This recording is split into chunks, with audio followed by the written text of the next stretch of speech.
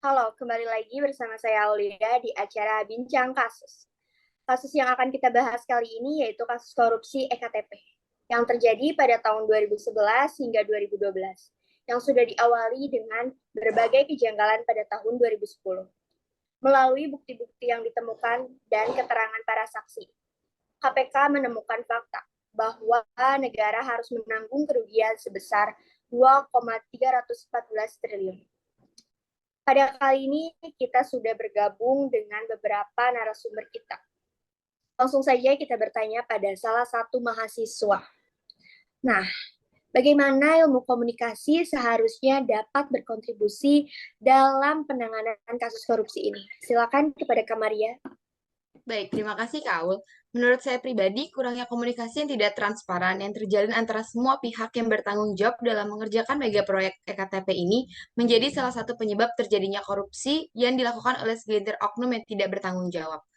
Pun dalam pengadilan, masih terdapat beberapa saksi yang tidak memberikan kebenaran dengan baik, yaitu Miriam S. Haryani yang kemudian ditetapkan sebagai tersangka karena memberikan keterangan palsu. Dalam hal ini juga dapat kita simpulkan bahwa dalam pemerintahan, komunikasi yang terjalin masih tertutup dan tidak adanya transparansi sehingga membuka peluang bagi para oknum-oknum di pemerintahan yang tidak bertanggung jawab untuk kembali melakukan korupsi. Sekian tanggapan dari saya. Terima kasih. Lalu, sebagai ahli hukum, ada berapa asas yang dapat ditentukan pada kasus korupsi kali ini? Silakan kepada Kak Clara. Baik, menanggapi pertanyaan ini, salah satu asas hukum yang berkaitan dengan kasus yang dilakukan oleh tersangka Setia Novanto berbunyi res judicata pro veritate habetur yang termasuk dalam golongan asas hukum abstrak, di mana asas tersebut memiliki arti setiap putusan hakim harus dianggap benar bila sudah mempunyai kekuatan hukum tetap, sampai ada putusan pengadilan yang lebih tinggi yang menyatakan lain. Sebagaimana kita tahu bahwa tersangka Setia Novanto telah terbukti melakukan korupsi proyek pengadaan IKTP, maka Majelis Hakim Pengadilan Tindak Pidana Korupsi menjatuhkan hukuman pidana penjara selama 15 tahun dan diwajibkan membayar denda senilai 500 juta rupiah. Keputusan majelis hakim dianggap benar dan tidak dapat diubah lagi karena sifatnya yang final dan mengikat seperti itu. Selanjutnya dari pihak KPK sendiri, apakah sudah ada undang-undang yang mengatur tentang kasus korupsi ini? Coba disebutkan. Pada Kanawang dipersilahkan. Jadi iya, sudah ada Kak Aulia. Beberapa contoh pasal yang dilanggar dalam kasus korupsi EKTP tersebut adalah sebagai berikut.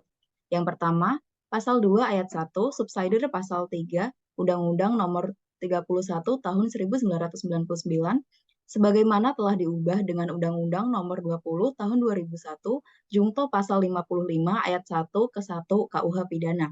Yang kedua, ada pasal 15 Undang-Undang nomor 31 tahun 1999 terkait hukuman bagi semua pihak yang terlibat dalam tipikor. Yang ketiga, ada pasal 12 Undang-Undang nomor 20 tahun 2001 perihal gratifikasi pada pegawai negeri. Demikian, terima kasih.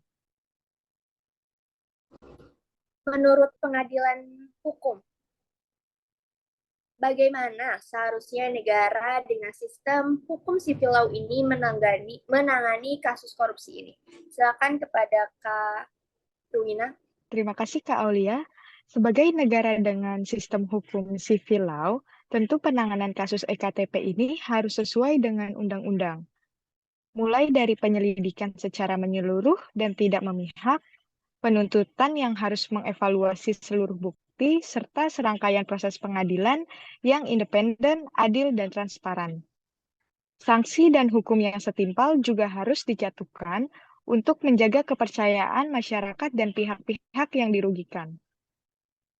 Selanjutnya, sebagai pencegahan agar tidak terulang kembali, tata kelola pemerintahan juga harus dibenahi. Terima kasih.